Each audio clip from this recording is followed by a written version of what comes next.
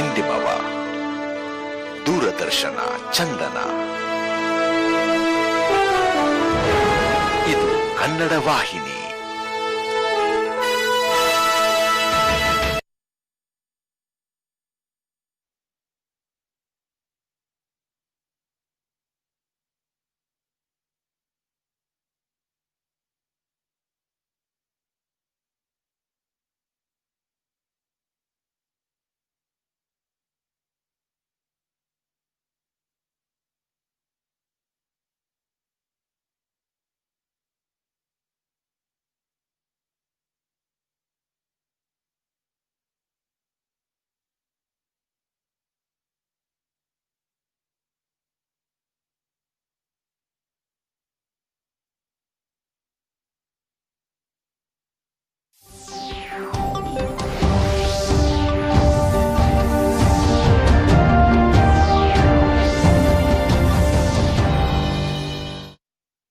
ನಮಸ್ಕಾರ. ಮುಖ್ಯಾಂಶಗಳು.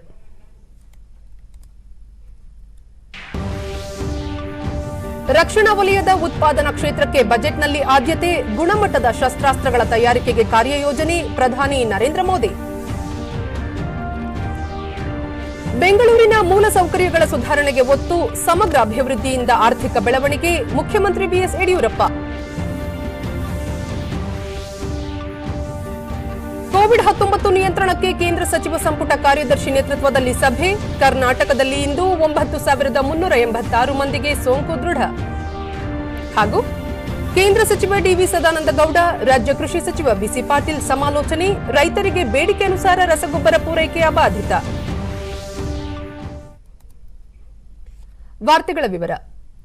ರಕ್ಷಣಾ ವಲಯದಲ್ಲಿ ಆತ್ಮನಿರ್ಭರ್ ಭಾರತ ಪರಿಕಲ್ಪನೆ ಜಾರಿಗೊಳಿಸುವ ಮುನ್ನ ಆತ್ಮವಿಶ್ವಾಸ ಮೂಡಿಸುವ ಕಾರ್ಯ ಅತ್ಯವಶ್ಯ ಎಂದು ಪ್ರಧಾನಿ ನರೇಂದ್ರ ಮೋದಿ ಹೇಳಿದ್ದಾರೆ. ಆತ್ಮನಿರ್ಭರ್ ಭಾರತ್ ಅಡಿ ಸೇನಾ ವಲಯದ ಉದ್ಯಮಗಳ ಕುರಿತು ಫಿಕಿ ಸಹಯೋಗದೊಂದಿಗೆ ಇಂದು ಆಯೋಜಿಸಿದ್ದ ವೆಬಿನಾರ್ ಕಾರ್ಯಕ್ರಮವನ್ನು ಉದ್ದೇಶಿಸಿ ಭಾಷಣ ಮಾಡಿದ ಅವರು, ರಕ್ಷಣಾ ವಲಯದ ಆತ್ಮವಿಶ್ವಾಸ ಹೆಚ್ಚಿಸುವ ನಿಟ್ಟಿನಲ್ಲಿ ರಕ್ಷಣಾ ಪಡೆಗಳ ಮುಖ್ಯಸ್ಥ ಹುದ್ದೆ ರಚನೆ ಸೇರಿದಂತೆ ವಿದೇಶಿ ನೇರ ಹೂಡಿಕೆ ಮಿತಿ 74% ಏರಿಕೆ, ದೇಶೀಯ ಉತ್ಪಾದನೆಗೆ ಉತ್ತೇಜನ ಮುಂತಾದ ಕ್ರಮ ಕೈಗೊಳ್ಳಲಾಗಿದೆ ಎಂದರು. ಭಾರತ ರಕ್ಷಣಾ ಪರಿಕರಗಳ ಅತಿದೊಡ್ಡ ಆಮದುದಾರ ರಾಷ್ಟ್ರಗಳಲ್ಲಿ ಒಂದಾಗಿದ್ದು, ಸ್ವಾತಂತ್ರ್ಯ ಬಂದ ಸಂದರ್ಭದಲ್ಲಿ ದೇಶದಲ್ಲಿ ಶತಮಾನಗಳ ಕಾಲ ಬೆಳೆದು ಬಂದ ರಕ್ಷಣಾ ಪರಿಕರ ಉತ್ಪಾದನೆಯ ಮೂಲಸೌಕರ್ಯವಿತ್ತು. ಆದರೆ ದುರದೃಷ್ಟವಶಾತ್ ಈ ವಲಯದತ್ತ ಬಹುಕಾಲ ಅಗತ್ಯ ಗಮನ ನೀಡಲಿಲ್ಲ. ಕೋಟ್ಯಂತರ ಉದ್ಯೋಗಾವಕಾಶ ಸೃಷ್ಟಿಸಬಹುದಾಗಿದ್ದ ವಲಯವನ್ನು ಅತ್ಯಂತ ಸೀಮಿತಗೊಳಿಸಲಾಯಿತು ಎಂದು ಅವರು ಬೇಸರ ವ್ಯಕ್ತಪಡಿಸಿದರು. रक्षा उपकरण का एक भरोसेमंद सप्लायर बनने की क्षमता है. इससे भारत की स्ट्रेटेजिक पार्टनरशिप को और बल मिलेगा.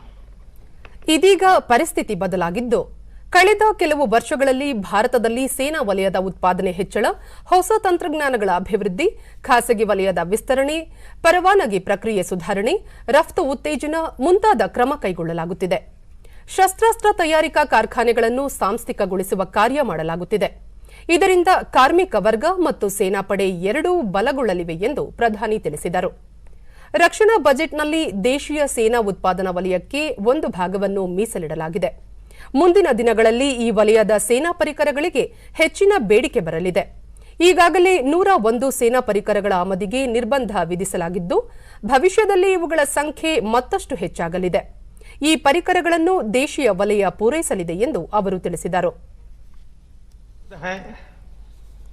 यहाँ आपकी तरफ से जो भी सुझाव आए हैं वे बहुत ही उपयोगी सिद्ध होने वाले हैं और मुझे बताया गया है कि defence production and export promotion policy का ड्राफ्ट ದೇಶೀಯ ವಲಯದಿಂದ ಖರೀದಿ ಪ್ರಕ್ರಿಯೆ ಸರಳಗೊಳಿಸುವುದು, ಉತ್ಪನ್ನ ಗುಣಮಟ್ಟ ತಪಾಸಣೆ ಹಾಗೂ ಮುಂದಿನ ತಲೆಮಾರಿನ ಉತ್ಪನ್ನಗಳ ತಯಾರಿಗೆ ಎಲ್ಲ ಕ್ರಮ ಕೈಗೊಳ್ಳಲಾಗಿದೆ. ರಕ್ಷಣಾ ಸಂಶೋಧನೆ ಮತ್ತು ಅಭಿವೃದ್ಧಿ ಸಂಸ್ಥೆ ಡಿಆರ್ಡಿಒ ಅಲ್ಲದೆ ಖಾಸಗಿ ಮತ್ತು ಶಿಕ್ಷಣ ವಲಯಗಳಲ್ಲೂ ರಕ್ಷಣಾ ಸಂಶೋಧನೆ ಮತ್ತು ತಯಾರಿಕೆಗೆ ಉತ್ತೇಜನ ನೀಡಲಾಗುತ್ತಿದೆ. ಅಲ್ಲದೆ ವಿದೇಶಗಳ ತಯಾರಿಕಾ ಸಂಸ್ಥೆಗಳೊಂದಿಗೆ ಸಹ ಉತ್ಪಾದನೆ ಮಾಡಲು ಸಹ ಅವಕಾಶ ನೀಡಲಾಗಿದೆ ಎಂದು ಪ್ರಧಾನಿ ತಿಳಿಸಿದರು. लगातार विचार विमर्श और फीडबैक की स्वाभाविक कल्चर बननी चाहिए. मुझे विश्वास है कि ऐसे सामूहिक प्रयासों से हमारे संकल्प सिद्ध होंगे। मैं फिर एक बार आप सबने समय निकाला, आत्मनिर्भर भारत बनाने के लिए आत्मविश्वास के साथ आप जुटे। मुझे विश्वास है कि आज जो संकल्प हम सब ले रहे हैं, इसको पूर्ण करने में हम सब अपनी अपनी जिम्मेवारी बहुत अच्छे ढंग से निभाएंगे। मैं फिर एक बार आप सभी को बहुत बहुत शुभकामनाएं देता हूं। बहुत बहुत धन्यवाद। पोस्ट ಕಾಂಟ್ರಾಕ್ಟ್ ಮ್ಯಾನೇಜ್ಮೆಂಟ್ ರಕ್ಷಣಾ ಸಚಿವ ರಾಜನಾಥ್ ಸಿಂಗ್ ದೇಶದಲ್ಲಿ ಸೇನಾ ಉದ್ಯಮ ಉತ್ತೇಜನಕ್ಕಾಗಿ ಸೇನಾ ಉತ್ಪಾದನೆ ಮತ್ತು ರಫ್ತು ಉತ್ತೇಜನ 2020 ನೀತಿ ರೂಪಿಸಲಾಗುತ್ತಿದೆ. ಇದರ ಅಡಿಯಲ್ಲಿ ಸಶಸ್ತ್ರ ಪಡೆಗಳ ಬೇಡಿಕೆಗೆ ಅನುಗುಣವಾಗಿ ದೇಶೀಯ ವಲಯದ ಉದ್ಯಮಗಳು ಪರಿಕರಗಳನ್ನು ಪೂರೈಸಲಿವೆ ಎಂದು ತಿಳಿಸಿದರು. ಸೇನಾ ವಲಯದಲ್ಲಿ ಆತ್ಮನಿರ್ಭರ್ ಭಾರತ್ ಅನುಷ್ಠಾನಕ್ಕಾಗಿ ದಿಟ್ಟ ನಿರ್ಣಯ ಕೈಗೊಳ್ಳಲಾಗಿದ್ದು, ಉತ್ತರ ಪ್ರದೇಶ ಮತ್ತು ತಮಿಳುನಾಡಿನಲ್ಲಿ ಡಿಫೆನ್ಸ್ ಕಾರಿಡಾರ್ ನಿರ್ಮಿಸಲಾಗುತ್ತಿದೆ ಎಂದು ತಿಳಿಸಿದರು. ಭಾರತೀಯ ಪರಂಪರೆಯಲ್ಲಿ ಸ್ವಾವಲಂಬನೆ ಪರಿಕಲ್ಪನೆ ವೇದಗಳ ಕಾಲದಿಂದಲೂ ಮಿಳಿತವಾಗಿದ್ದು, ಇದೀಗ ಪ್ರಧಾನಿ ನರೇಂದ್ರ ಮೋದಿ ಅವರು ಆತ್ಮನಿರ್ಭರ್ ಭಾರತ್ ಕರೆ ನೀಡುವ ಮೂಲಕ ಮತ್ತೊಮ್ಮೆ ಆ ಪರಿಕಲ್ಪನೆಗೆ ಚಾಲನೆ ನೀಡಿದ್ದಾರೆ. ಸ್ವಾವಲಂಬಿ ಭಾರತ್ ಎಂದರೆ ಅಂತಾರಾಷ್ಟ್ರೀಯ ವ್ಯಾಪಾರದಿಂದ ದೇಶ ವಿಮುಖವಾಗುವುದಲ್ಲ, ಬದಲಿಗೆ ರಾಷ್ಟ್ರದ ಅಭಿವೃದ್ಧಿಯ ಜತೆಗೆ ವಿಶ್ವದ ಪ್ರಗತಿಗೆ ರಚನಾತ್ಮಕ ಕೊಡುಗೆ ನೀಡುವುದಾಗಿದೆ ಎಂದು ರಾಜನಾಥ್ ಸಿಂಗ್ ಪ್ರತಿಪಾದಿಸಿದರು. इसके अलावा defence sector, research and development और इंटेलेक्चुअल कैपिटल के निर्माण के लिए मेजर इन्वेस्टमेंट की भी आवश्यकता होती है. साथियों, इसके अलावा भी इंडस्ट्रीज के सामने ऑर्डर्स एश्योरेंस की भी समस्या आती है और इंडस्ट्रीज के लोग इससे अच्छी तरह परिचित हैं, जिसके लिए भी हमने ट्रिजन पोर्टल जैसे कई इनिशिएटिव्स लिए हैं. इसके साथ भी हमें प्रयास करना होगा कि हमारी इंडस्ट्री ग्लोबल कंपनीज के साथ कंपटीशन में आगे बढ़े और नए मार्केट में अपनी पहुंच भी बनाए. हमारे कोलैबोरेटिव और कोऑपरेटिव प्रयासों से हम न केवल मेक इन इंडिया बल्कि मेक फॉर वर्ल्ड के लक्ष्य को भी जल्दी प्राप्त कर सकेंगे, ऐसा मेरा विश्वास है. और यह लक्ष्य प्राप्त करेंगे तो आप सभी के सहयोग से ही इस लक्ष्य को हम प्राप्त करने में कामयाब होंगे. मैं एक बार फिर इस महत्वपूर्ण आयोजन के लिए FICCI, society of Indian defence manufacturers और रक्षा मंत्रालय को अपनी ओर से बधाई देता हूं और वेबिनार की सफलता के लिए मैं अपनी हार्दिक शुभकामनाएं भी देता हूं. ರಕ್ಷಣಾ ಪಡೆಗಳ ಮುಖ್ಯಸ್ಥ ಜನರಲ್ ಬಿಪಿನ್ ರಾವತ್ ದೇಶೀಯ ಸೇನಾ ಪರಿಕರಗಳ ಉತ್ಪಾದಕರಿಗೆ ದೀರ್ಘಕಾಲೀನ ಯೋಜನೆಗಳಲ್ಲಿ ಎಲ್ಲ ನೆರವು ನೀಡಲು ಸೇನಾ ವ್ಯವಹಾರಗಳ ವಿಭಾಗ ಹಾಗೂ 3 ಸೇನಾ ಪಡೆಗಳು ಬದ್ಧವಾಗಿವೆ. ಈ ನಿಟ್ಟಿನಲ್ಲಿ ಡಿಫೆನ್ಸ್ ಕಾರಿಡಾರ್ ಆರಂಭಿಸಲಾಗಿದೆ ಎಂದರು. ದೇಶೀಯ ಸೇನಾ ಉದ್ದಿಮೆಗಳಿಗೆ ನೆರವು ನೀಡುವ ಉದ್ದೇಶದಿಂದ ಡಿಆರ್ಡಿಒ ಈಗಾಗಲೇ ಉದ್ಯಮ ಸ್ನೇಹಿ ಪೇಟೆಂಟ್ ನೀತಿಯನ್ನು ರೂಪಿಸಲಾಗಿದೆ. ತಾಂತ್ರಿಕವಾಗಿ ಅತ್ಯುತ್ತಮ ಗುಣಮಟ್ಟದ ಪರಿಕರಗಳನ್ನು ತಯಾರಿಸಬೇಕು ಹಾಗೂ ತಂತ್ರಜ್ಞಾನದಲ್ಲಿ ನಾವೀನ್ಯತೆ ಸಾಧಿಸಬೇಕು ಎಂದು ಸೇನಾ ಉದ್ದಿಮೆದಾರರಿಗೆ ಸಲಹೆ ನೀಡಿದರು. Defense corridors with incentives to the industry have been also opened up. The Department of Military Affairs and the services remain committed to handholding our industry. A complete ecological system has been developed around the DPSUs, the DRDO, the ordnance factories, with MSMEs being their tiered partners. DRDO has also developed industry-friendly patent policy for ಕೇಂದ್ರ ಹಣಕಾಸು ಸಚಿವೆ ನಿರ್ಮಲಾ ಸೀತಾರಾಮನ್ ಅಧ್ಯಕ್ಷತೆಯಲ್ಲಿ ಸರಕು ಮತ್ತು ಸೇವಾ ತೆರಿಗೆ GST ಮಂಡಳಿಯ 41ನೇ ಸಭೆ ಇಂದು ನಡೆಯಿತು. ಸಭೆಯ ನಂತರ ಸುದ್ದಿಗೋಷ್ಠಿಯಲ್ಲಿ ವಿವರ ನೀಡಿದ ನಿರ್ಮಲಾ ಸೀತಾರಾಮನ್, ಪ್ರಸಕ್ತ ಹಣಕಾಸು ವರ್ಷದಲ್ಲಿ ಕೋವಿಡ್ ಸಂಕಷ್ಟದಿಂದಾಗಿ ರಾಜ್ಯಗಳ ಪರಿಹಾರ ನೀಡಿಕೆಯಲ್ಲಿ ಅಂತರ ಉಂಟಾಗಿದೆ. ಜಿಎಸ್ಟಿ ಪರಿಹಾರ ನಿಯಮಗಳ ಅನುಸಾರ ರಾಜ್ಯಗಳಿಗೆ ಪರಿಹಾರದ ಪಾಲು ವಿತರಿಸಲಾಗುವುದು ಎಂದರು. ವಾರ್ಷಿಕ ಜಿಎಸ್ಟಿ ಪರಿಹಾರ ಅಗತ್ಯತೆ ಸುಮಾರು 3 ಲಕ್ಷ ಕೋಟಿ ರೂಪಾಯಿ ಎಂದು ಅಂದಾಜಿಸಲಾಗಿದ್ದು, ತೆರಿಗೆ ರೂಪದಲ್ಲಿ 65,000 ಕೋಟಿ ರೂಪಾಯಿ ಆದಾಯ ನಿರೀಕ್ಷಿಸಲಾಗಿದೆ. ಇದರಿಂದಾಗಿ ಪರಿಹಾರ ಪೂರೈಕೆಯಲ್ಲಿ ಒಟ್ಟಾರೆ 2.35 ಲಕ್ಷ ಕೋಟಿ ರೂಪಾಯಿಗಳ ಅಂತರ ಉಂಟಾಗಿದೆ. ದೇಶದ ಸಂಚಿತ ನಿಧಿಯಿಂದ ಈ ಅಂತರ ಪೂರೈಸುವುದು ದುಸ್ತರವಾಗಿರುವ ಹಿನ್ನೆಲೆಯಲ್ಲಿ ರಾಜ್ಯಗಳಿಗೆ 2 ಆಯ್ಕೆ ನೀಡಲಾಗಿದೆ ಎಂದು ಅವರು ವಿವರಿಸಿದರು. ಆರ್ಬಿಐ ಸಮನ್ವಯದೊಂದಿಗೆ ರಾಜ್ಯಗಳಿಗೆ ಕಡಿಮೆ ಬಡ್ಡಿ ದರದಲ್ಲಿ 97,000 ಕೋಟಿ ರೂಪಾಯಿ ಒದಗಿಸುವುದು ಮೊದಲ ಆಯ್ಕೆಯಾಗಿದ್ದರೆ, ಒಟ್ಟಾರೆ 2.35 ಲಕ್ಷ ಕೋಟಿ ರೂಪಾಯಿ ಜಿಎಸ್ಟಿ ಪರಿಹಾರ ಅಂತರವನ್ನು ಪ್ರಸಕ್ತ ಸಾಲಿಗೆ ರಾಜ್ಯಗಳೇ ಆರ್ಬಿಐ ಸಮನ್ವಯತೆಯೊಂದಿಗೆ ಭರಿಸಿಕೊಳ್ಳುವುದು ಎರಡನೇ ಆಯ್ಕೆಯಾಗಿದೆ. ಈ ಆಯ್ಕೆಗಳ ಬಗ್ಗೆ 7 ದಿನಗಳಲ್ಲಿ ನಿರ್ಧಾರ ಕೈಗೊಳ್ಳಲು ರಾಜ್ಯಗಳಿಗೆ ಸೂಚಿಸಲಾಗಿದೆ ಎಂದು ಅವರು ವಿವರ ನೀಡಿದರು. Meaning the yield should not be too hardened. So we said we will facilitate it, but the borrowing can be done in the name of the states, and all states roughly can get the same rate of interest and so on. So the states have asked us to put both the options in some kind of a... 2 ಆಯ್ಕೆಗಳಲ್ಲಿ ರಾಜ್ಯಗಳಿಗೆ ಹೊರೆಯಾಗದಂತೆ ಕ್ರಮ ಕೈಗೊಳ್ಳಲಾಗಿದ್ದು, ರಾಜ್ಯಗಳ ಸಾಲ ಪಡೆಯುವ ಮಿತಿಯನ್ನು 0.5% ಹೆಚ್ಚಿಸಲಾಗಿದೆ. ರಾಜ್ಯಗಳು 6ನೇ ವರ್ಷದ ತೆರಿಗೆ ಸಂಗ್ರಹದಲ್ಲಿ ಸಾಲ ಮತ್ತು ಬಡ್ಡಿ ಪಾವತಿಸಲು ಅವಕಾಶ ಕಲ್ಪಿಸಲಾಗಿದೆ ಎಂದು ಅವರು ವಿವರಿಸಿದರು. ಈ ಆಯ್ಕೆಗಳು ಪ್ರಸಕ್ತ ಹಣಕಾಸು ವರ್ಷಕ್ಕೆ ಮಾತ್ರ ಅನ್ವಯವಾಗಲಿದ್ದು, ಮುಂದಿನ ವರ್ಷದ ಏಪ್ರಿಲ್ನಲ್ಲಿ ಜಿಎಸ್ಟಿ ಮಂಡಳಿಯು 5ನೇ ವರ್ಷದ ಪರಿಹಾರ ಕುರಿತು ಪರಾಮರ್ಶೆ ನಡೆಸಲಿದೆ. ಅಗತ್ಯ ವ್ಯವಸ್ಥೆಯ ನಂತರ ಬಾಕಿ ಇರುವ ಪರಿಹಾರ ಅಂತರವನ್ನು ಶೀಘ್ರ ಒದಗಿಸಲಾಗುವುದು ಎಂದು ಅವರು ತಿಳಿಸಿದರು. Of both the options, where we will facilitate by talking with the Reserve Bank and ensuring that they get the bi-monthly compensation. This year it's already 2 bi-monthlies are delayed, but as soon as this arrangement is agreed upon by the Council, ಯಾವುದೇ ತೆರಿಗೆ ಏರಿಕೆ ಸಾಧ್ಯತೆಯನ್ನು ತಳ್ಳಿಹಾಕಿದ ಸಚಿವರು, ಪ್ರಸಕ್ತ ಸಂಕಷ್ಟ ಸಂದರ್ಭ ತೆರಿಗೆ ಏರಿಕೆಗೆ ಸೂಕ್ತ ಕಾಲವಲ್ಲ ಎಂದು ಮಂಡಳಿ ನಿರ್ಧರಿಸಿದ್ದಾಗಿ ತಿಳಿಸಿದರು. ವಿಡಿಯೋ ಕಾನ್ಫರೆನ್ಸ್ ಮೂಲಕ ನಡೆದ ಸಭೆಯಲ್ಲಿ ಹಣಕಾಸು ಖಾತೆ ರಾಜ್ಯ ಸಚಿವ ಅನುರಾಗ್ ಸಿಂಗ್ ಠಾಕೂರ್, ಎಲ್ಲ ರಾಜ್ಯ ಮತ್ತು ಕೇಂದ್ರಾಡಳಿತ ಪ್ರದೇಶಗಳ ಹಣಕಾಸು ಸಚಿವರು, ಕೇಂದ್ರ ಹಾಗೂ ರಾಜ್ಯ ಸರ್ಕಾರಗಳ ಹಿರಿಯ ಅಧಿಕಾರಿಗಳು ಭಾಗವಹಿಸಿದ್ದರು. ಬೆಂಗಳೂರಿನ ಆನಂದರ ವೃತ್ತದ ಬಳಿ ಇರುವ ಕ್ರಾಂತಿವೀರ ಸಂಗೊಳ್ಳಿ ರಾಯಣ್ಣ ಪ್ರತಿಮೆಗೆ ಇಂದು ಮುಖ್ಯಮಂತ್ರಿ ಬಿಎಸ್ ಯಡಿಯೂರಪ್ಪ ಮಾಲಾರ್ಪಣೆ ಮಾಡಿದರು.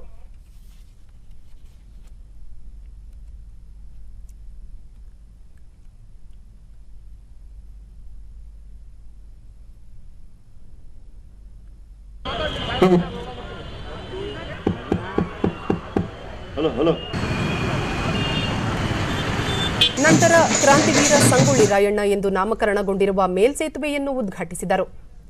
ಉಪಮುಖ್ಯಮಂತ್ರಿ ಡಾ ಸಿಎನ್ ಅಶ್ವತ್ಥನಾರಾಯಣ, ನಗರಾಭಿವೃದ್ಧಿ ಸಚಿವ ಬೈರತಿ ಬಸವರಾಜ್, ಶಾಸಕ ದಿನೇಶ್ ಗುಂಡೂರಾವ್, ಬಿಬಿಎಂಪಿ ಮಹಾಪೌರ ಗೌತಮ್ ಕುಮಾರ್, ಆಯುಕ್ತರಾದ ಮಂಜುನಾಥ್ ಪ್ರಸಾದ್ ಉಪಸ್ಥಿತರಿದ್ದರು. ಈ ಸಂದರ್ಭದಲ್ಲಿ ಮುಖ್ಯಮಂತ್ರಿ ಯಡಿಯೂರಪ್ಪ, ರಾಷ್ಟ್ರೀಯ ಹಬ್ಬವಾದ ಸ್ವಾತಂತ್ರ್ಯ ದಿನದಂದೇ ಜನಿಸಿದ್ದ ಸಂಗೊಳ್ಳಿ ರಾಯಣ್ಣ ಬ್ರಿಟಿಷರ ವಿರುದ್ಧ ಹೋರಾಡಿದ ಮಹಾನ್ ಕನ್ನಡಿಗ. ಅವರು ಯುವ ಜನತೆಗೆ ಅತ್ಯುತ್ತಮ ಸ್ಫೂರ್ತಿಯ ಮಾದರಿಯಾಗಿದ್ದಾರೆ. ಇಂತಹ ಮಹಾನ್ ವ್ಯಕ್ತಿಯ ಹೆಸರನ್ನು ಮೇಲ್ಸೇತುವೆಗೆ ನಾಮಕರಣ ಮಾಡಿರುವುದು ಔಚಿತ್ಯಪೂರ್ಣವಾಗಿದೆ ಎಂದರು. ಬೆಂಗಳೂರಿನ ಮೂಲಭೂತ ಸೌಕರ್ಯಗಳ ಸುಧಾರಣೆ ಸರ್ಕಾರದ ಆದ್ಯತೆಯಾಗಿದ್ದು, ಈ ನಿಟ್ಟಿನಲ್ಲಿ ಅಗತ್ಯ ಕ್ರಮಗಳನ್ನು ಕೈಗೊಳ್ಳಲಾಗುತ್ತಿದೆ.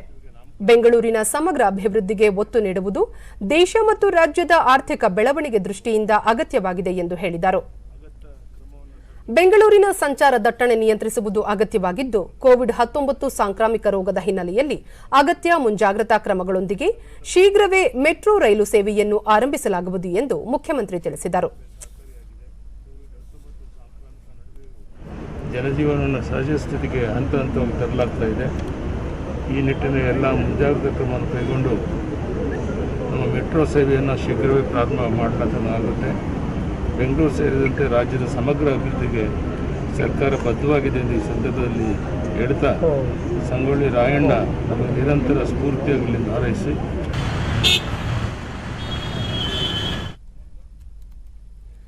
ಬೀದರ್ ಜಿಲ್ಲೆಯ ಹಲವು ಭಾಗಗಳಲ್ಲಿ ಧಾರಾಕಾರ ಮಳೆಯಾಗಿರುವ ಹಿನ್ನೆಲೆಯಲ್ಲಿ ಪ್ರವಾಹ ಪರಿಸ್ಥಿತಿ ಉಂಟಾಗಿರುವ ಪ್ರದೇಶಗಳಿಗೆ ಕಂದಾಯ ಸಚಿವ ಆರ್ ಅಶೋಕ ಭೇಟಿ ನೀಡಿ ಪರಿಶೀಲನೆ ನಡೆಸಿದರು. ಈ ಸಂದರ್ಭದಲ್ಲಿ ಸ್ಥಳೀಯ ಜನಪ್ರತಿನಿಧಿಗಳು ಸೇರಿದಂತೆ ಹಿರಿಯ ಅಧಿಕಾರಿಗಳು ಉಪಸ್ಥಿತರಿದ್ದರು.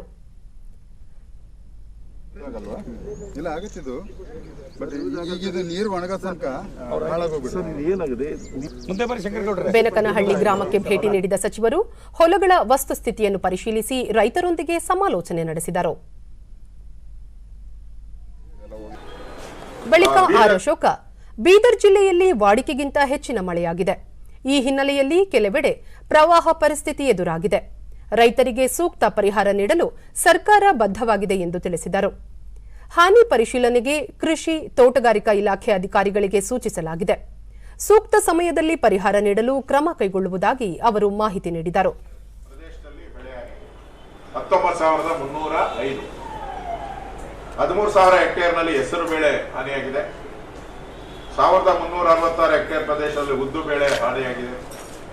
1294 ಹೆಕ್ಟೇರ್ ಪ್ರದೇಶದಲ್ಲಿ ತೊಗರಿ ಹಾನಿಯಾಗಿದೆ. 3634 ಹೆಕ್ಟೇರ್ ಪ್ರದೇಶದಲ್ಲಿ ಸೋಯಾಬೀನ್ ಬೆಳೆಗೆ ಹಾನಿಯಾಗಿದೆ.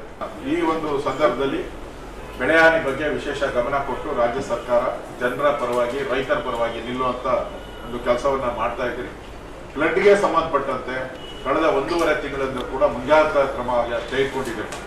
ಸುಮಾರು 947.41 ಲಕ್ಷ 947 ಕೋಟಿ ರೂಪಾಯಿ ಅಷ್ಟು ಹಣವನ್ನ ಎಲ್ಲಾ ಜಿಲ್ಲಾಧಿಕಾರಿಗಳ PD ಅಕೌಂಟ್ ನಲ್ಲಿ ನಾವಿಟ್ಟಿದ್ದೀವಿ. ಅಂದ್ರೆ ಹಣದ ಕೊರತೆ ಇಲ್ಲ. ರಾಜ್ಯದಲ್ಲಿಂದು ಹೊಸದಾಗಿ 9,386 ಕೋವಿಡ್ ಪ್ರಕರಣಗಳು ದೃಢಪಟ್ಟಿದ್ದು, ಇದರೊಂದಿಗೆ ಒಟ್ಟು ಸೋಂಕು ಪ್ರಕರಣಗಳ ಸಂಖ್ಯೆ 3,09,792ಕ್ಕೆ ಏರಿಕೆಯಾಗಿದೆ. 7,866 ಮಂದಿ ಆಸ್ಪತ್ರೆಯಿಂದ ಬಿಡುಗಡೆಯಾಗಿದ್ದು, ಇದುವರೆಗೂ ಗುಣಮುಖಗೊಂಡವರ ಸಂಖ್ಯೆ 2,19,554ಕ್ಕೆ ತಲುಪಿದೆ. ಇಂದು 141 ಮಂದಿ ಸಾವನ್ನಪ್ಪಿದ್ದು, ಮೃತಪಟ್ಟವರ ಸಂಖ್ಯೆ 5,232ಕ್ಕೆ ಏರಿದೆ. ಸದ್ಯ ರಾಜ್ಯದಲ್ಲಿ 84,987 ಸಕ್ರಿಯ ಪ್ರಕರಣಗಳಿವೆ. 747 ಮಂದಿ ರಾಜ್ಯದ ವಿವಿಧ ಆಸ್ಪತ್ರೆಗಳಲ್ಲಿ ತೀವ್ರ ನಿಗಾ ಘಟಕದಲ್ಲಿ ಚಿಕಿತ್ಸೆ ಪಡೆಯುತ್ತಿದ್ದಾರೆ. ಇಂದು 68,187 ಮಂದಿಗೆ ಪರೀಕ್ಷೆ ನಡೆಸಿದ್ದು, ಇದುವರೆಗೂ 26,48,808 ಮಂದಿಗೆ ಕೊರೋನಾ ಪರೀಕ್ಷೆ ನಡೆಸಲಾಗಿದೆ ಎಂದು ಆರೋಗ್ಯ ಮತ್ತು ಕುಟುಂಬ ಕಲ್ಯಾಣ ಇಲಾಖೆ ತಿಳಿಸಿದೆ.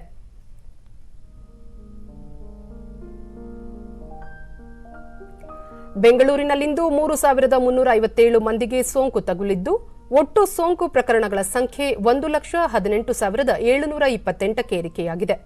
ಇಂದು 3,362 ಮಂದಿ ಆಸ್ಪತ್ರೆಯಿಂದ ಬಿಡುಗಡೆಯಾಗಿದ್ದು, ಇದುವರೆಗೂ ಬಿಡುಗಡೆಯಾದವರ ಸಂಖ್ಯೆ 80,893ಕ್ಕೆ ಏರಿಕೆಯಾಗಿದೆ.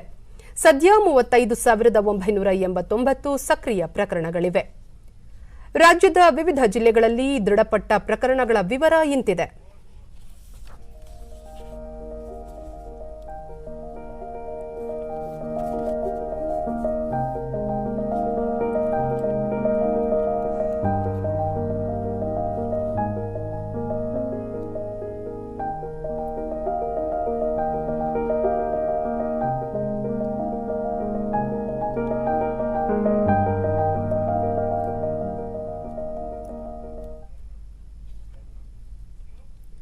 ಕೊರೋನಾ ಸಾಂಕ್ರಾಮಿಕ ನಿಯಂತ್ರಣ ಕುರಿತಂತೆ ಕೇಂದ್ರ ಸಚಿವ ಸಂಪುಟ ಕಾರ್ಯದರ್ಶಿ 9 ರಾಜ್ಯಗಳು ಮತ್ತು 1 ಕೇಂದ್ರಾಡಳಿತ ಪ್ರದೇಶಗಳ ಮುಖ್ಯ ಕಾರ್ಯದರ್ಶಿಗಳು ಹಾಗೂ ಆರೋಗ್ಯ ಕಾರ್ಯದರ್ಶಿಗಳೊಂದಿಗೆ ಇಂದು ವಿಡಿಯೋ ಸಂವಾದ ನಡೆಸಿದರು. ಕರ್ನಾಟಕ ಸೇರಿದಂತೆ ಮಹಾರಾಷ್ಟ್ರ, ತಮಿಳುನಾಡು, ತೆಲಂಗಾಣ, ಗುಜರಾತ್, ಪಶ್ಚಿಮ ಬಂಗಾಳ, ಉತ್ತರ ಪ್ರದೇಶ, ಪಂಜಾಬ್, ಆಂಧ್ರಪ್ರದೇಶ ಹಾಗೂ ಕೇಂದ್ರಾಡಳಿತ ಪ್ರದೇಶ ಜಮ್ಮು ಕಾಶ್ಮೀರದ ಉನ್ನತಾಧಿಕಾರಿಗಳು ಪಾಲ್ಗೊಂಡಿದ್ದರು.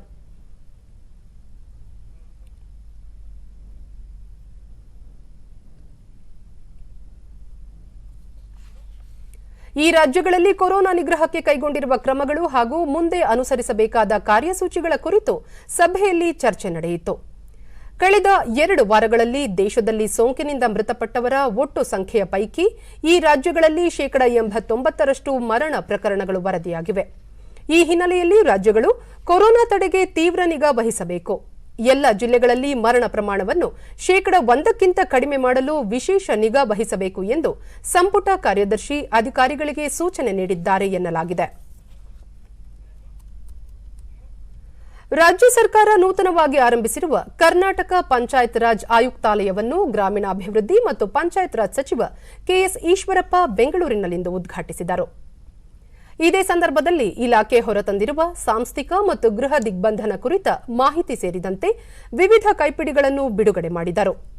ಇಲಾಖೆಯ ಪ್ರಧಾನ ಕಾರ್ಯದರ್ಶಿಗಳಾದ ಎಲ್ಕೆ ಅತೀಕ್, ಉಮಾ ಮಹದೇವನ್, ಆಯುಕ್ತಾಲಯದ ಆಯುಕ್ತರಾದ ಪ್ರಿಯಾಂಕ್ ಮೇರಿ ಫ್ರಾನ್ಸಿಸ್ ಮತ್ತಿತರ ಅಧಿಕಾರಿಗಳು ಉಪಸ್ಥಿತರಿದ್ದರು. ನಂತರ ಈಶ್ವರಪ್ಪ ಆಯುಕ್ತಾಲಯದ ಸ್ಥಾಪನೆಯಿಂದ ಪಂಚಾಯತ್ ರಾಜ್ ಸಂಸ್ಥೆಗಳ ವಿಕೇಂದ್ರೀಕರಣ ವ್ಯವಸ್ಥೆಯನ್ನು ಮತ್ತಷ್ಟು ಬಲಪಡಿಸಲು ಸಹಕಾರಿಯಾಗಲಿದೆ. ಪಂಚಾಯಿತಿಗಳಲ್ಲಿ ಉತ್ತಮ ಕೆಲಸ ಮಾಡುವ ಅಧಿಕಾರಿಗಳನ್ನು ಪ್ರೋತ್ಸಾಹಿಸುವ ಮತ್ತು ಭ್ರಷ್ಟರಿಗೆ ಸಿಂಹ ಸ್ವಪ್ನವಾಗುವ ರೀತಿಯಲ್ಲಿ ಆಯುಕ್ತಾಲಯ ಅಧಿಕಾರಿಗಳು ಕಾರ್ಯನಿರ್ವಹಿಸಬೇಕು ಎಂದರು. ರಾಜ್ಯದಲ್ಲಿ 30 ಜಿಲ್ಲಾ ಪಂಚಾಯಿತಿ, 224 ತಾಲೂಕು ಪಂಚಾಯಿತಿ ಹಾಗೂ 6,010 ಗ್ರಾಮ ಪಂಚಾಯಿತಿಗಳಿವೆ.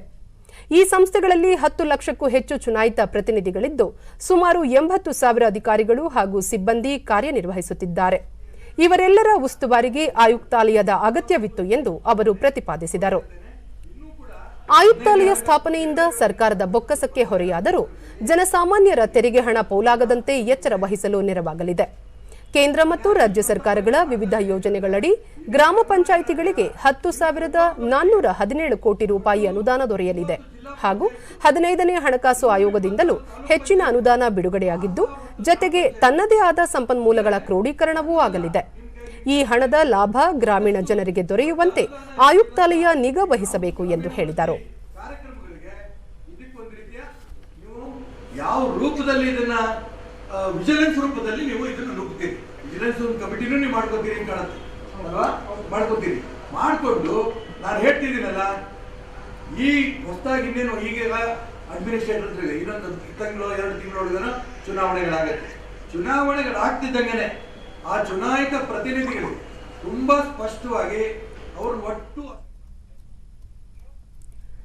ರಾಜ್ಯ ಕೃಷಿ ಸಚಿವ ಬಿಸಿ ಪಾಟೀಲ್ ದೆಹಲಿಯಲ್ಲಿಂದು ಕೇಂದ್ರ ರಾಸಾಯನಿಕ ಮತ್ತು ರಸಗೊಬ್ಬರ ಖಾತೆ ಸಚಿವ ಡಿವಿ ಸದಾನಂದಗೌಡ ಅವರನ್ನು ಭೇಟಿಯಾಗಿ ರಾಜ್ಯದಲ್ಲಿನ ಕೃಷಿ ಕ್ಷೇತ್ರದ ಪರಿಸ್ಥಿತಿ ಕುರಿತು ಚರ್ಚೆ ನಡೆಸಿದರು. ರಾಜ್ಯದಲ್ಲಿ ಈ ಬಾರಿ ಉತ್ತಮ ಮಳೆಯಾಗಿರುವುದರಿಂದ ಗ್ರಾಮೀಣ ಭಾಗದಲ್ಲಿ ಯುವಕರು ಸಹ ಹೆಚ್ಚಿನ ಸಂಖ್ಯೆಯಲ್ಲಿ ಕೃಷಿಯೆಡೆಗೆ ಮುಖ ಮಾಡಿದ್ದಾರೆ.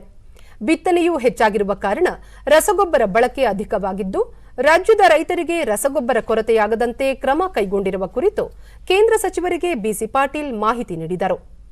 ಇದೇ ಮೊದಲ ಬಾರಿಗೆ ರಾಜ್ಯದಲ್ಲಿ ನಕಲಿ ಬೀಜ, ರಾಸಾಯನಿಕ ಗೊಬ್ಬರ ಹಾಗೂ ಕೃತಕ ಅಭಾವ ಸೃಷ್ಟಿಸುವವರ ವಿರುದ್ಧ ಅವರ ಪರವಾನಗಿ ರದ್ದುಗೊಳಿಸುವ ಬಗ್ಗೆಯೂ ಕೃಷಿ ಸಚಿವರು ಮಾಹಿತಿ ಹಂಚಿಕೊಂಡರು. ಈ ದಿಟ್ಟ ಕ್ರಮಕ್ಕೆ ಹಾಗೂ ರೈತರ ಬಗೆಗಿನ ಕಾಳಜಿಗೆ ಮೆಚ್ಚುಗೆ ವ್ಯಕ್ತಪಡಿಸಿದ ಡಿವಿ ಸದಾನಂದಗೌಡ, ಅವಶ್ಯಕತೆಗಿಂತಲೂ ಹೆಚ್ಚಿನ ರಸಗೊಬ್ಬರವನ್ನು ಕೇಂದ್ರ ಪೂರೈಸಿದೆ. ಮುಂದಿನ ದಿನಗಳಲ್ಲಿಯೂ ಸಹ ರಸಗೊಬ್ಬರದ ಕೊರತೆಯಾಗುವುದಿಲ್ಲ ಎಂದು ರಾಜ್ಯ ಸಚಿವರಿಗೆ ಭರವಸೆ ನೀಡಿದರು. ಈ ಮಧ್ಯೆ ರೈಲ್ವೆ ಖಾತೆ ರಾಜ್ಯ ಸಚಿವ ಸುರೇಶ್ ಅಂಗಡಿ ಅವರನ್ನು ಭೇಟಿ ಮಾಡಿ ಕರ್ನಾಟಕದ ರೈಲ್ವೆ ಯೋಜನೆಗಳಿಗೆ ಮಂಜೂರಾತಿ ಸೇರಿದಂತೆ ಹಲವು ವಿಷಯಗಳ ಕುರಿತು ಚರ್ಚೆ ನಡೆಸಿದರು. ಈ ಸಂದರ್ಭದಲ್ಲಿ ರಾಜ್ಯ ಸರ್ಕಾರದ ಅಪರ ಮುಖ್ಯ ಕಾರ್ಯದರ್ಶಿ ಡಾ ರಾಜ್ಕುಮಾರ್ ಖತ್ರಿ ಸೇರಿದಂತೆ ಮತ್ತಿತರರು ಉಪಸ್ಥಿತರಿದ್ದರು. ಕರ್ನಾಟಕ ಶಾಸಕಾಂಗ ಪತ್ರಿಕೆ ಮತ್ತು 15ನೇ ವಿಧಾನಸಭೆಯ ಸದಸ್ಯರ ಪರಿಚಯ ಕುರಿತ ಪುಸ್ತಕಗಳನ್ನು ವಿಧಾನಸಭಾಧ್ಯಕ್ಷ ವಿಶ್ವೇಶ್ವರ ಹೆಗಡೆ ಕಾಗೇರಿ ಹಾಗೂ ವಿಧಾನ ಪರಿಷತ್ ಸಭಾಪತಿ ಕೆ ಪ್ರತಾಪಚಂದ್ರ ಶೆಟ್ಟಿ ಬೆಂಗಳೂರಿನಲ್ಲಿಂದು ಬಿಡುಗಡೆ ಮಾಡಿದರು. ಉಭಯ ಸದನಗಳ ಸಚಿವಾಲಯಗಳ ಕಾರ್ಯದರ್ಶಿಗಳು ಮತ್ತಿತರ ಅಧಿಕಾರಿಗಳು ಉಪಸ್ಥಿತರಿದ್ದರು. ನಂತರ ವಿಶ್ವೇಶ್ವರ ಹೆಗಡೆ ಕಾಗೇರಿ, ತಾವು ಸಭಾಧ್ಯಕ್ಷರಾಗಿ 1 ವರ್ಷ ಪೂರ್ಣಗೊಂಡಿದ್ದು, ಈ ಅವಧಿಯಲ್ಲಿ ನಡೆದ ವಿಧಾನಮಂಡಲದ ಉಭಯ ಸದನಗಳ ಕಾರ್ಯಕಲಾಪಗಳ ಕುರಿತ 3 ಸಂಚಿಕೆಗಳನ್ನು ಇಂದು ಹೊರತರಲಾಗಿದ್ದು, ಮತ್ತೊಂದು ಸಂಚಿಕೆಯ ಸಿದ್ಧತೆ ನಡೆದಿದ್ದು ಶೀಘ್ರದಲ್ಲೇ ಪ್ರಕಟಿಸಲಾಗುವುದು ಎಂದರು. ಶಾಸಕಾಂಗ ಪತ್ರಿಕೆ ಸಂಚಿಕೆಗಳಲ್ಲಿ ನಮ್ಮ ಶಾಸಕಾಂಗ ವ್ಯವಸ್ಥೆ ಹಾಗೂ ನಾಡಿನ ನೆಲ, ಜಲ, ಭಾಷೆ ಕುರಿತ ಮಹತ್ವಪೂರ್ಣ ಲೇಖನಗಳು ಅಡಕಗೊಂಡಿದ್ದು, ಸದಸ್ಯರಿಗೆ ಉಪಯುಕ್ತ ಮಾಹಿತಿಯನ್ನು ಒದಗಿಸಲಿವೆ. ಸದಸ್ಯರು ಸದ್ಬಳಕೆ ಮಾಡಿಕೊಳ್ಳಬೇಕು ಎಂದು ಮನವಿ ಮಾಡಿದರು. ಸರ್ಕಾರಗಳ ಬದಲಾವಣೆಯಿಂದಾಗಿ 15ನೇ ವಿಧಾನಸಭೆಯ ಸದಸ್ಯರ ಪರಿಚಯ ಕುರಿತ ಕೈಪಿಡಿ ಹೊರತರುವುದು ಸ್ವಲ್ಪ ವಿಳಂಬವಾಗಿದ್ದರೂ ಸಮಗ್ರ ಮಾಹಿತಿಯನ್ನೊಳಗೊಂಡಿದೆ ಎಂದರು. ಇರುವಂತದ್ದನ್ನ ನಾವು ಸದಸ್ಯರಿಗೆ ತಿಳಿಸಿ, ಸದಸ್ಯರು ಇನ್ನಷ್ಟು ಹೆಚ್ಚು ಅವರು ಮಾಹಿತಿಗಳ ಒಂದು ಸಂಗ್ರಹದ ಒಂದು ಅದರ ಲಾಭವನ್ನ ತೆಗೆದುಕೊಳ್ಳೋದಕ್ಕೆ ಬೇಕಾದಂತ ಪ್ರಯತ್ನ ಮಾಡಿದ್ದೀವಿ. ಇದರೊಳಗೆ ನಮ್ಮ ಪ್ರಯತ್ನದಲ್ಲಿ ನಾನು ಬಹಳ ನಂಬಿಕೆಯಿಂದ ನಾನು ಮಾತನಾಡೋದಕ್ಕೆ ಬಯಸೋದು ಅಂದ್ರೆ, ನಮ್ಮ ಈ ಪ್ರಯತ್ನ ನಾವು ಮಾಡಿರೋದು ವಿಧಾನಸಭೆಯ ಮತ್ತು ವಿಧಾನ ಪರಿಷತ್ತಿನ ಸದಸ್ಯರುಗಳು ತಮ್ಮ ಸಾಮರ್ಥ್ಯಗಳನ್ನ ಹೆಚ್ಚಿಸಿಕೊಳ್ಳೋದಕ್ಕೆ ಇದು ಒಂದು ಕೈಪಿಡಿ ಅವ್ರಿಗೆ ಸಿಕ್ಕಿದ್ರೆ ಹೆಚ್ಚು ಅನುಕೂಲ ಆಗತ್ತೆ ಅನ್ನುವಂತ ಹಿನ್ನೆಲೆಯಲ್ಲಿ ಇದನ್ನು ಮಾಡಿದೆ. ಕೆ ಪ್ರತಾಪಚಂದ್ರ ಶೆಟ್ಟಿ, ಉಭಯ ಸದನಗಳಲ್ಲಿ ನಡೆದ ಅರ್ಥಪೂರ್ಣ ಹಾಗೂ ಸ್ವಾರಸ್ಯಕರ ಚರ್ಚೆಗಳ ಕುರಿತ ಮಾಹಿತಿ ಸಂಚಿಕೆಗಳಲ್ಲಿವೆ. ಅಲ್ಲದೆ ಸಂಸದೀಯ ವ್ಯವಸ್ಥೆ ಕುರಿತು ನಾಡಿನ ಗಣ್ಯರು ಬರೆದಿರುವ ಲೇಖನಗಳು ಇದರಲ್ಲಿವೆ. ಇವು ಸಂಗ್ರಹ ಯೋಗ್ಯ ಸಂಚಿಕೆಗಳಾಗಿವೆ ಎಂದು ಅಭಿಪ್ರಾಯಪಟ್ಟರು. ಚಿಂತನೆಗಳ ಆಧಾರದಲ್ಲಿ ಬಹುಶಃ ಓದುವಾಗ ಸ್ವಾರಸ್ಯಕರವಾಗಿ ಅದನ್ನು ಓದಿಸ್ಕೊಂಡು ಹೋಗತಕ್ಕಂಥದ್ದನ್ನು ನಾವು ಕಾಣ್ತಾ ಇದ್ದೀವಿ. ಎಲ್ಲರೂ ಗೊತ್ತಿರತಕ್ಕಂಥದ್ದೇ, ಆದರೂ ನಾವು ಅದನ್ನು ಮರ್ತಿದ್ದೀವಿ. ಮರ್ತಿರ್ತಕ್ಕಂಥದ್ದನ್ನು ಪುನಃ ಓದ್ತಕ್ಕಂಥ ಒಂದು ಅವಕಾಶವನ್ನು ಮಾಡಿದ್ದಾರೆ. ಬೆಂಗಳೂರು ವಿಶ್ವವಿದ್ಯಾಲಯ ಹಮ್ಮಿಕೊಂಡಿರುವ ರಾಷ್ಟ್ರೀಯ ಶಿಕ್ಷಣ ನೀತಿ 2020 ಕಾರ್ಯಾಗಾರದ 4ನೇ ದಿನವಾದ ಇಂದು ಸಹ ಹಲವು ಮಹತ್ವದ ವಿಷಯಗಳ ಕುರಿತು ಚರ್ಚೆ ನಡೆಸಲಾಯಿತು. ಸಂಪನ್ಮೂಲ ವ್ಯಕ್ತಿಯಾಗಿ ಭಾಗವಹಿಸಿದ್ದ ಜಯದೇವ ಹೃದ್ರೋಗ ವಿಜ್ಞಾನ ಮತ್ತು ಸಂಶೋಧನಾ ಸಂಸ್ಥೆಯ ನಿರ್ದೇಶಕ ಡಾ ಸಿಎನ್ ಮಂಜುನಾಥ್, ಶೈಕ್ಷಣಿಕ ಪಠ್ಯಕ್ರಮವನ್ನು ರಚಿಸುವಾಗ ಮಾನಸಿಕ ಆರೋಗ್ಯವನ್ನು ಸಹ ಗಮನದಲ್ಲಿರಿಸಿಕೊಳ್ಳಬೇಕು. ಯುವಕರು ತಂತ್ರಜ್ಞಾನ ಬಳಕೆಯ ಮಿತಿಯೊಂದಿಗೆ ಕಾರ್ಯನಿರ್ವಹಿಸುವುದನ್ನು ಕಲಿಯಬೇಕಿದೆ ಎಂದು ಅವರು ಅಭಿಪ್ರಾಯಪಟ್ಟರು. ಅಖಿಲ ಭಾರತೀಯ ತಂತ್ರಜ್ಞಾನ ಸಮಿತಿ ಅಧ್ಯಕ್ಷ ಪ್ರೊಫೆಸರ್ ಅನಿಲ್ ಸಹಸ್ರಬುಂಡೆ, ಡಿಜಿಟಲ್ ಶಿಕ್ಷಣ ಮತ್ತು ಕೌಶಲ್ಯಾಧಾರಿತ ಶೈಕ್ಷಣಿಕ ಪದ್ಧತಿಯು ಜಾಗತಿಕ ಮಟ್ಟದ ಸ್ಪರ್ಧೆಗೆ ಸಹಕಾರಿಯಾಗಲಿದೆ ಎಂದರು. ಇನ್ನೋವೇಟಿವ್ ಕೌನ್ಸಿಲ್ ಅಧ್ಯಕ್ಷ ಪ್ರೊಫೆಸರ್ ಎಚ್ಪಿ ಕಿಂಚ, ಎಲ್ಲಾ ವಿಶ್ವವಿದ್ಯಾಲಯಗಳು ಏಕರೂಪದ ಶಿಕ್ಷಣ ವ್ಯವಸ್ಥೆಯನ್ನು ಅಳವಡಿಸಿಕೊಳ್ಳಬೇಕು. ಈ ಕಲಿಕೆಯ ಮಾಡ್ಯೂಲ್ ಸಿದ್ಧಪಡಿಸಿ ದೇಶದ ಎಲ್ಲ ವಿದ್ಯಾರ್ಥಿಗಳಿಗೆ ನೀಡಿದರೆ ರಾಷ್ಟ್ರೀಯ ಶಿಕ್ಷಣ ನೀತಿ ಯಶಸ್ವಿಯಾಗಲಿದೆ ಎಂದು ಅಭಿಪ್ರಾಯಪಟ್ಟರು. ಅಧ್ಯಕ್ಷತೆ ವಹಿಸಿದ್ದ ಪ್ರೊಫೆಸರ್ ವೇಣುಗೋಪಾಲ್, ಡಿಜಿಟಲ್ ಶಿಕ್ಷಣದ ಮಹತ್ವ ಎಲ್ಲರಿಗೂ ತಿಳಿದಿದೆ. ಶಿಕ್ಷಕರು, ಉಪನ್ಯಾಸಕರಿಗೆ ಈ ಬಗ್ಗೆ ತರಬೇತಿ ನೀಡಿ ವಿದ್ಯಾರ್ಥಿಗಳ ಸರ್ವತೋಮುಖ ಬೆಳವಣಿಗೆಗೆ ಒತ್ತು ನೀಡಬೇಕು ಎಂದರು. ಮನುಷ್ಯರು ಮನಸ್ಸು ಮಾಡಿದರೆ ಕಸವನ್ನು ರಸ ಮಾಡಬಹುದು. ಸೃಜನಶೀಲತೆ ಗುಣ ಹೊಂದಿದ್ದರೆ ವಿಭಿನ್ನವಾಗಿ ಸಾಧನೆ ಮಾಡುವ ಮೂಲಕ ಜನಮನ್ನಣೆ ಗಳಿಸಬಹುದು ಎಂಬುದಕ್ಕೆ ಉತ್ತರ ಕನ್ನಡ ಜಿಲ್ಲೆ ಶಿರಸಿಯ ರೈತ ಮಹಿಳೆ ಕುಸುಮಾಕ್ಷಿ ಭಟ್ ಜ್ವಲಂತ ಸಾಕ್ಷಿಯಾಗಿದ್ದಾರೆ. ಈ ಕುರಿತು ಒಂದು ವರದಿ. ವ್ಯರ್ಥವಾಗುವ ಹೊಂಬಾಳೆ ಪಟ್ಟಿಯನ್ನು ಸಂಗ್ರಹಿಸಿ ಅದರಿಂದ ಹಲವು ಬಗೆಯ ಗೃಹಾಲಂಕಾರ, ಹಬ್ಬ ಹರಿದಿನ ಹಾಗೂ ಮದುವೆ ಮತ್ತಿತರ ಸಮಾರಂಭಗಳಿಗೆ ಬಳಕೆ ಮಾಡುವ ಕರಕುಶಲ ವಸ್ತುಗಳನ್ನು ತಯಾರು ಮಾಡುವ ಮೂಲಕ ಕುಸುಮಾಕ್ಷಿ ಭಟ್ ಇತರರಿಗೆ ಪ್ರೇರಕ ಶಕ್ತಿಯಾಗಿದ್ದಾರೆ. ಸಾಂಪ್ರದಾಯಿಕ ಪಂಚೋಳಿ, ಅಣತೆಗಳು, ಛತ್ರಿ, ಗದೆ, ಬೀಸಣಿಗೆ, ಹೂಬುಟ್ಟಿ, ದೀಪದ ಬುಟ್ಟಿ, ಸ್ವಾಗತ ಕೋರುವ ಬಚ್ಚಮ್ಮ ಮುಂತಾದವುಗಳ ಪ್ರತಿರೂಪಗಳನ್ನು ಅತ್ಯಂತ ಆಕರ್ಷಕವಾಗಿ ಹೊಂಬಾಳೆ ಪಟ್ಟಿಯಿಂದ ತಯಾರಿಸುವ ಕಲೆಗಾರಿಕೆಯನ್ನು ಕುಸುಮಾಕ್ಷಿ ಕರಗತ ಮಾಡಿಕೊಂಡಿದ್ದಾರೆ. ಇವರ ಮನೆ ಕರಕುಶಲ ವಸ್ತುಗಳ ಪುಟ್ಟದೊಂದು ಸಂಗ್ರಹಾಲಯವಾಗಿದೆ ಎಂದರೂ ತಪ್ಪಾಗಲಾರದು. ನವಿಲು ರೂಪದಲ್ಲಿನ ಬುಟ್ಟಿಗಳು, ಅಕ್ಷತೆ ಬಟ್ಟಲು ಮುಂತಾದ ಅಲಂಕಾರಿಕ ವಸ್ತುಗಳನ್ನು ಕಾಣಬಹುದಾಗಿದೆ. ವಿಶೇಷವಾಗಿ ಮನೆಗೆ ಬರುವ ಅತಿಥಿಗಳನ್ನು ಸ್ವಾಗತಿಸಲು ನಿಂತಿರುವ ಬಚ್ಚಮ್ಮನ ಕಲಾಕೃತಿ ನೋಡುಗರ ಕಣ್ಮನ ಸೆಳೆಯುತ್ತಿದೆ. ಡಿಡಿ ನ್ಯೂಸ್ನೊಂದಿಗೆ ಕುಸುಮಾಕ್ಷಿ ಭಟ್, ಕಸೂತಿಯಲ್ಲಿ ತೊಡಗಿಕೊಂಡಿರುವುದರಿಂದ ಕರಕುಶಲ ವಸ್ತುಗಳನ್ನು ತಯಾರಿಸಲು ಸಹಕಾರಿಯಾಗಿದೆ. ನಾನಾಗಿಯೇ ಹಂತ ಹಂತವಾಗಿ ಕಲಿತು ಕರಕುಶಲ ವಸ್ತುಗಳನ್ನು ತಯಾರು ಮಾಡುತ್ತಿದ್ದೇನೆ ಎಂದರು. ಮೊದಲನೇ ಬಾರಿಗೆ ಮಾರಿಗುಡಿಯಲ್ಲಿಟ್ಟೆ, ಪ್ರಥಮ ಬಹುಮಾನ ಬಂತು. ಮತ್ತೆಲ್ಲರೂ ಗೌರವ ಕೊಟ್ಟರು. ಹಂಗೆ ಮತ್ತು ಹೊಸ್ತನ್ನು ಮಾಡಬೇಕು ಅಂತ ಅನಿಸ್ತು. ಮದುವೆ ಬೇಕಾಗೋದೆಲ್ಲ ಮಾಡಿದೆ. ಎಲ್ಲದೂ ಅದೇ ಮದುವೆ ಬೇಕಾಗೋದು. ಹೊರಬುಟ್ಟಿ, ಬೀಸಾಳೆ, ಬಿತ್ತಕ್ಕಿ ಬಟ್ಲು, ಉಪಚರಿಸೋ ಬಟ್ಲು, ಅಕ್ಷತ ತಟ್ಟೆ, ಬೀಸಾಳೆ ಅಷ್ಟೂ ಅದೇ. ಕೊಡೆ ಎಲ್ಲದೂ ಅದೇ. ಸುಮಾರ್ತಿ ಬೇಕಾದ್ದು ಅಂಥದ್ದೆಲ್ಲ ಮಾಡಬೇಕು ಕಣ್ಚು ಮಾಡ್ತಾಯಿದ್ದೆ. ಈಗಾರು ಮಾಡ್ತಾಯಿದ್ದೆ. ನನಗೇನು ಯಾರೂ ಹೇಳ್ಕೊಡ್ಲಿಲ್ಲ, ಮತ್ತೇನು ಎಲ್ಲೂ ನೋಡಲೂ ಇಲ್ಲ. ನಾನು ಇಷ್ಟೆಲ್ಲೇ ಮಾಡಬೇಕು ಅಂತ ಕಾಣ್ಚು ಮಾಡಿದೆ. ಮತ್ತು ಈ ಒಗಿವಂಥ ಅದೆಲ್ಲ ಮಾಡಬೇಕು ಕಾಣ್ತದೆ. ಒಗಿಲಿಕ್ಕೆ ಬುದ್ಧಿ ಬರೋದಿಲ್ಲ, ಮಾಡ್ತಾಯಿದ್ದೆ. ಪುತ್ರ ಗಣಪತಿ ಭಟ್ ತಮ್ಮ ತಾಯಿ ಹಲವು ವರ್ಷಗಳಿಂದ ಕಸೂತಿ ಕೆಲಸ ಮಾಡುತ್ತಿದ್ದಾರೆ. ಅವರು ತಯಾರಿಸುವ ವಸ್ತುಗಳು ಆಕರ್ಷಕವಾಗಿವೆ. ಪ್ರತಿದಿನ ಏನಾದರೊಂದು ಹೊಸ ಕಸೂತಿಯಲ್ಲಿ ತೊಡಗಿರುತ್ತಾರೆ ಎಂದರು. ನಮ್ಮ ತಾಯಿಯವರು ಭಾಳ ವರ್ಷದಿಂದ, ಸುಮಾರು 15-20 ವರ್ಷದಿಂದ ಈ ಹಂಬಾಳೆ ಐಟಮನ್ನು ಮಾಡ್ತಾಯಿದ್ದಾರೆ. ಅದು ತುಂಬ ಚೆನ್ನಾಗಿ ಮಾಡ್ತಾರೆ ಮತ್ತು ನಮಗೆ ಭಾಳ ಖುಷಿ ಆಗ್ತದೆ ನೋಡಲಿಕ್ಕೆ. ನಮಗೆ ನೋಡಲಿಕ್ಕೆ ಬೇಜಾರ ಹೊರತು ಅವರು ದಿವಸನೂ ಪ್ರತಿ ದಿವಸ ಅದನ್ನು ಮಾಡ್ತಾಯಿರ್ತಾರೆ. ಟಿ ವಿ ನೋಡುವಾಗಲೂ ಸಹಿತ ಖಾಲಿ ಕೊಂಡಿರೋದಿಲ್ಲ, ಮಾಡ್ತಾನೇ ಇರ್ತಾರೆ. ತುಂಬ ವರ್ಷದಿಂದ ಇದನ್ನು ಮಾಡ್ತಾ ಇದ್ದಕ್ಕಾಗಿ ನಮ್ಗೆ ಭಾಳ ಖುಷಿ ಆಗ್ತದೆ ನೋಡಲಿಕ್ಕೆ. ಮಾರಿಕಾಂಬಾ ದೇವಾಲಯ ಟ್ರಸ್ಟ್ನ ಪ್ರಶಾಂತ್ ರೇವಣ್ಕರ್, ಪ್ರಧಾನಿ ನರೇಂದ್ರ ಮೋದಿಯವರ ಆತ್ಮನಿರ್ಭರ ಭಾರತ ಅಭಿಯಾನಕ್ಕೆ ಸ್ಫೂರ್ತಿ ತುಂಬುವಂತಿರುವ ಕುಸುಮಾಕ್ಷಿ ಭಟ್ ತಮ್ಮಲ್ಲಿನ ಕಲಾವಂತಿಕೆಯನ್ನು ಇಳಿವಯಸ್ಸಿನಲ್ಲೂ ಪ್ರಸ್ತುತಪಡಿಸುತ್ತಿರುವುದು ವಿಶೇಷವಾಗಿದೆ ಎಂದರು.